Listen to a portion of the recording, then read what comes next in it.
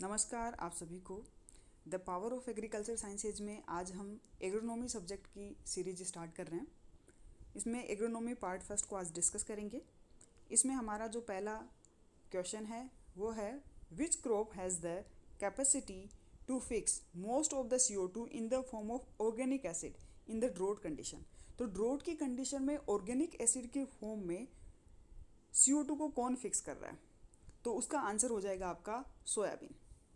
Next है which cereal has no wild form now in any form of the world with floral part resembling those of presently grown form. तो इसका answer है wheat. बायोसुपर क्या है? बायोसुपर में हम क्या करते हैं, rock phosphate plus sulphur plus thiobacillus bacteria, इसमें मेन थायोबेसिलस बैक्टीरिया होता है, इसको मिला देते हैं तो उससे बायोसुपर बन जाता है।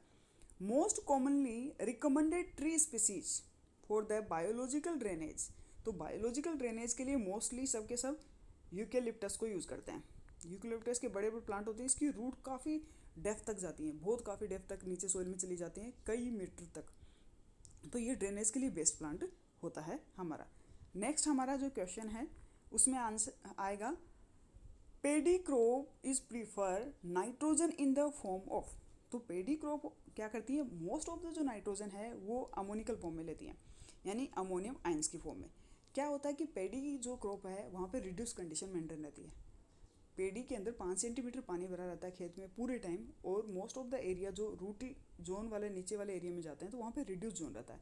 जब आप फर्टिलाइजर डालोगे तो ऑक्सीडाइज जोन में तो फिर भी नाइट्रेट फॉर्म में प्लांट ले लेगा, पर मोस्ट ऑफ द एरिया क्या है, रिड्यूस जोन में है, तो मोस्ट ऑफ द प्लांट जो है आपका पेडी वाला वो अमोनियम आयन के फॉर्म में ही आपका नाइट्रोजन लेगा।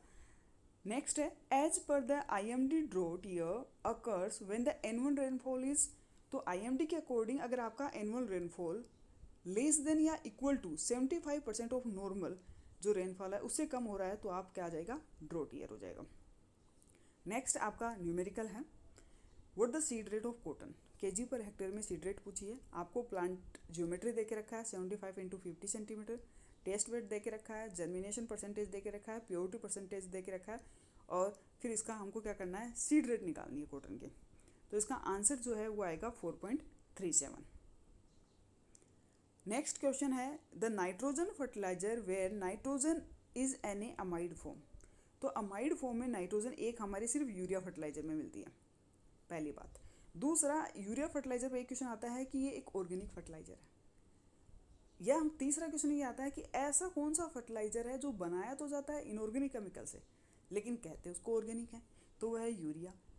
ठीक है, फिर यूरिया पे क्वेश्चन आ सकता है कि यूरिया में नाइट्रोजन कितना परसेंट होता है, तो 46% होता है यूरिया में नाइट्रोजन। इसमें यूरिया में फॉर्मल्डिहाइड डालते हैं ताकि एंटी कैगिंग एजेंट का वो वर्क करे। इस हिसाब से यूरिया पे काफ़ी क्वेश्चन पूछे जा सकते हैं। फिर नेक्स्ट है हमारा incorporation of the 10 ton of fresh azolla before transplanting of the rice will supply। तो 10 टन ऑफ फ्रेश एजोला बताओ कितना राइस में कितना नाइट्रोजन सप्लाई करेगा, तो हो जाएगा 30 kg नाइट्रोजन पर हेक्टर आपका सप्लाई करेगा। नेक्स्ट हमारा जो क्वेश्चन है वो है tensiometer give a relative accurate soil moisture content. तो टेंशियोमीटर आपका एक्यूरेट सोइल मॉइस्चर कंटेंट देगा सैंडी लोम में। क्यों? क्योंकि टेंशियोमीटर आपका 0.80 बार तक ही काम करता है, इसलिए ये सैंडी सोइल के लिए बेस्ट है, और आपकी जो क्ले वगैरह हैं उनके लिए सही नहीं है ये।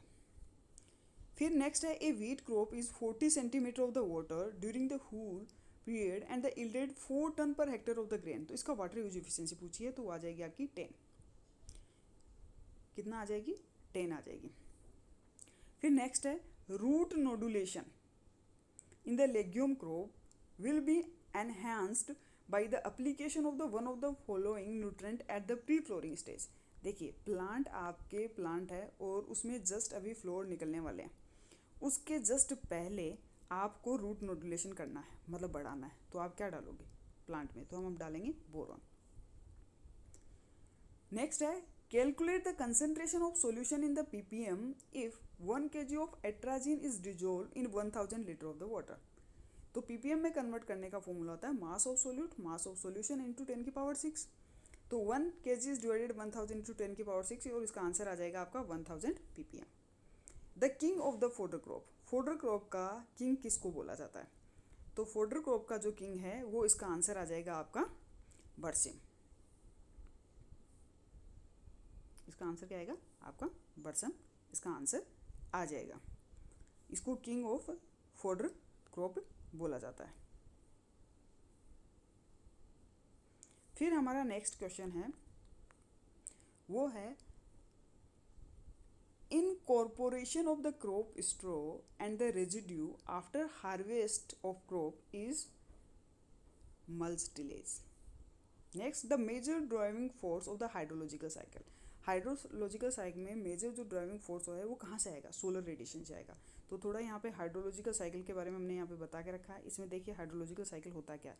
हाइड्रोलॉजिकल साइकिल में सीधी सी बात ये है कि आपके यहाँ पे सरफेस पे वाटर बॉडीज़ हैं, प्लांट्स हैं, इनसे वाटर है वो वेपोराइज होगा, वेपोराइज होकर वेपोराइजेशन प्रोसेस के थ्रू एटमॉस्फेयर में चले जाएगा, फिर कंडेंस्ड होकर के आपका क्लाउड बना लेगा, क्लाउड बनाएगा। कंडेंस्ड कैसे हुआ, वेपोराइज कैसे हुआ? मेन रीजन था आपका सनलाइट, यही मेन सोलर रेडिएशन इसका सोर्स है, तभी वो ऊपर जा पाया, यानी उसका वेपर फॉर्म होकर एटमॉस्फेयर में कंडेंस्ड होकर क्लाउड बना और फिर क्लाउड बन के वापस एटमॉस्फेयर आ जाता है। इस हिसाब से साइकिल चलता रहता है। ये आपका क्या कहलाता है? हाइड्रोलॉजिकल साइकिल कहलाता है। फिर नेक्स्ट क्वेश्चन है हमारा, a soil content soluble salt with the EC4, EC4 हो गया मतलब साल्ट ज़्यादा है, sodium absorption ratio more than 50, इसका मतलब सोडियम कंटेंट भी बहुत ज़्यादा है, और pH हो गया 8.5, बताओ कौन सी होगी? तो साल्ट हो गया मतलब सलाइन, और सोडियम हो गया यानी सोडिक, तो क्या आंसर आ जाएगा? Saline sodic soils.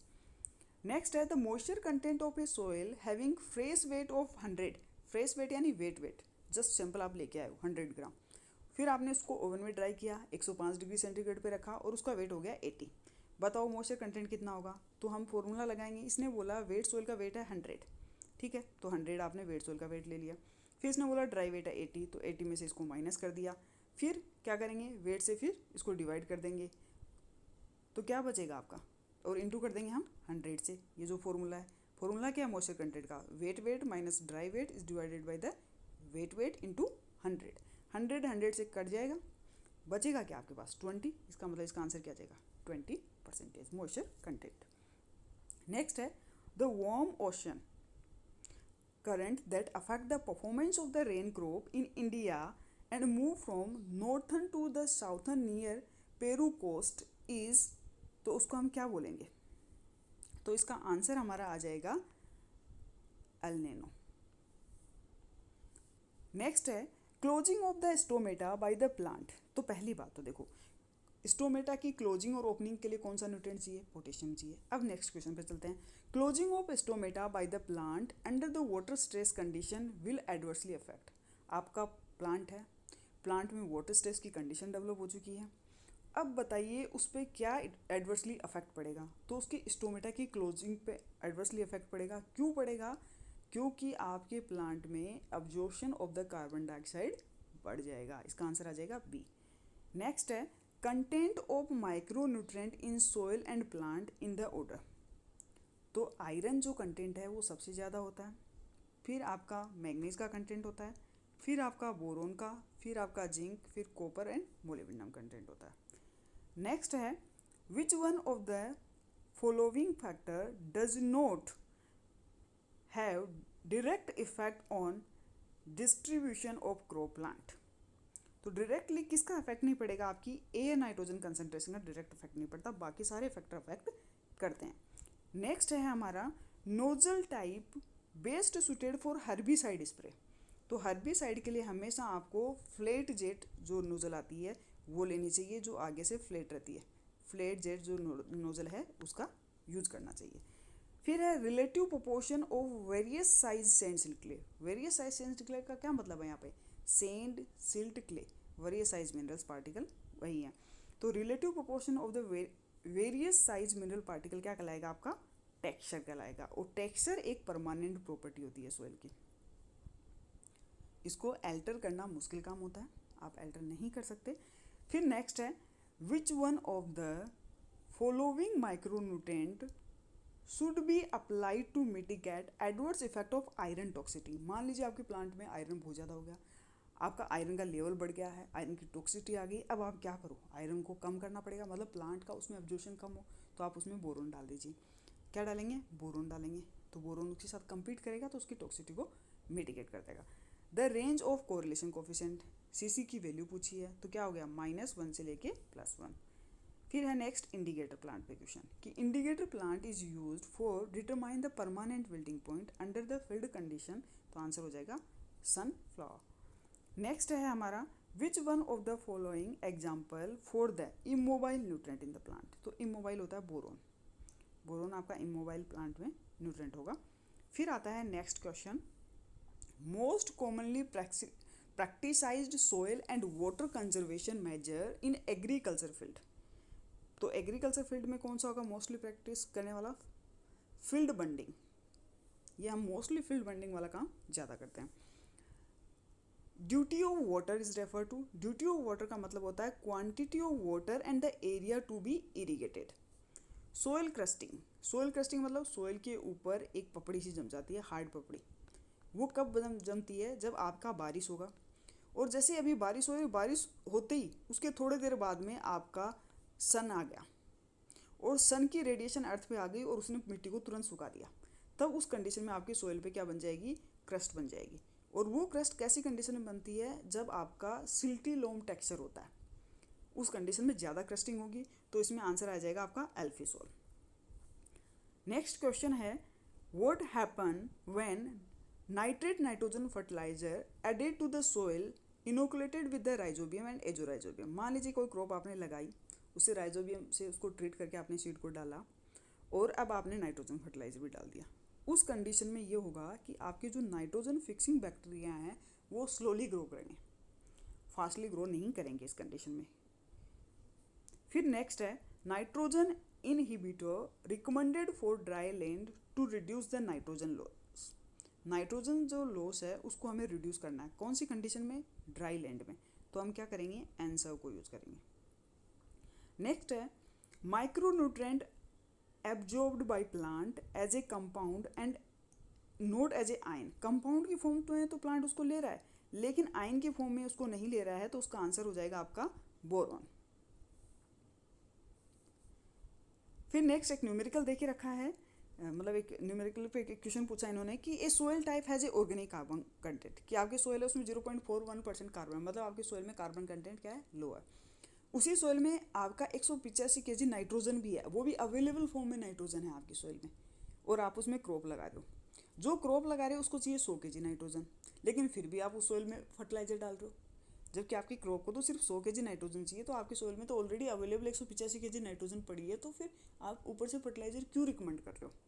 तो उसका रीज़न ये होता है कि भाई आपने जैसे ही क्रॉप लगाई, छोटा बीज होता है, अब उसमें तुरंत रूट तो निकली नहीं है, तो क्या वो जो प्लांट अवेलेबल नाइट्रोजन है सोइल में उसको ज़्यादा तो लेगा नहीं, भाई पहले रूट डेवलप होंगी फिर उसको लेना स्टार्ट करेगा नाइट्रोजन को, तो उससे पहले तो लेगा नहीं। तो उस कंडीशन में हम क्या करें, उस कंडीशन में हम फर्टिलाइज़र रिकमेंड करते हैं ताकि आपको अवेलेबल फॉर्म में, एकदम रेडिली अवेलेबल फॉर्म में आपके प्लांट को नाइट्रोजन मिल पाए।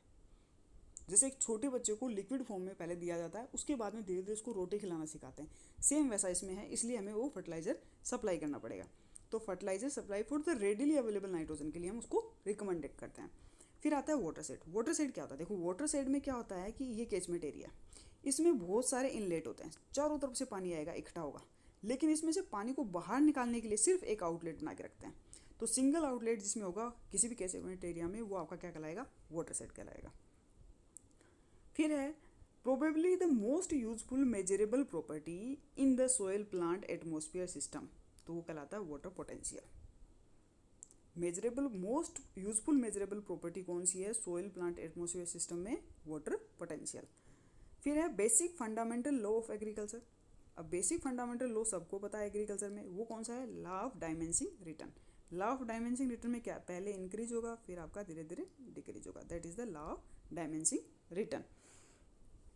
The soil erodibility factor is maximum in, soil erodibility factor कौन से टाइप की सोयल में सबसे ज़्यादा होगा, तो सोयल इरिडेबिलिटी फैक्टर जो है आपका सिल्टी लोम जो सोयल होंगी, उन सिल्टी लोम सोयल के अंदर सबसे ज़्यादा आपका इरिडेबिलिटी फैक्टर होगा।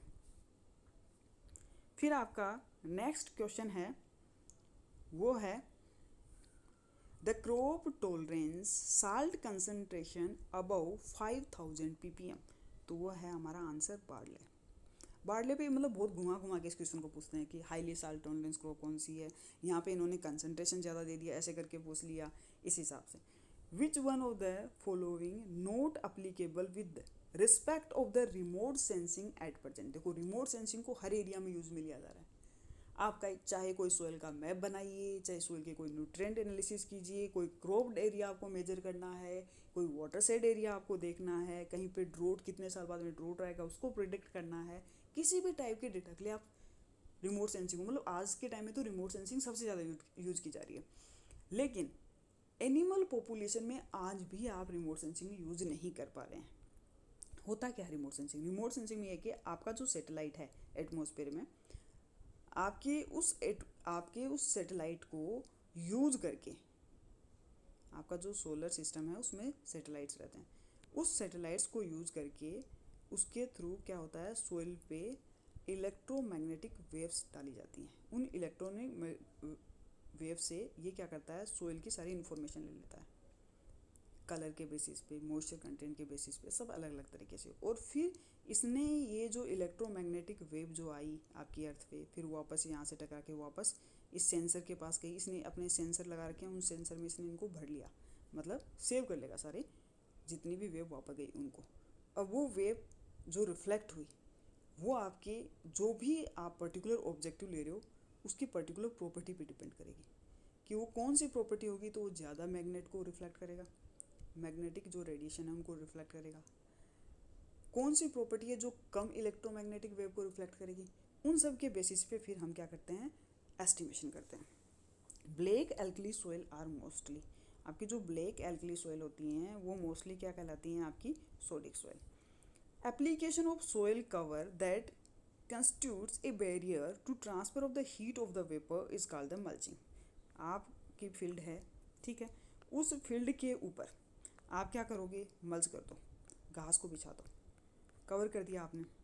अब क्या होगा, हीट अंदर तो आ जाएगी पर इसमें से हीट वापस बाहर नहीं जाएगी, हीट को वापस बाहर ये नहीं जाने देगा।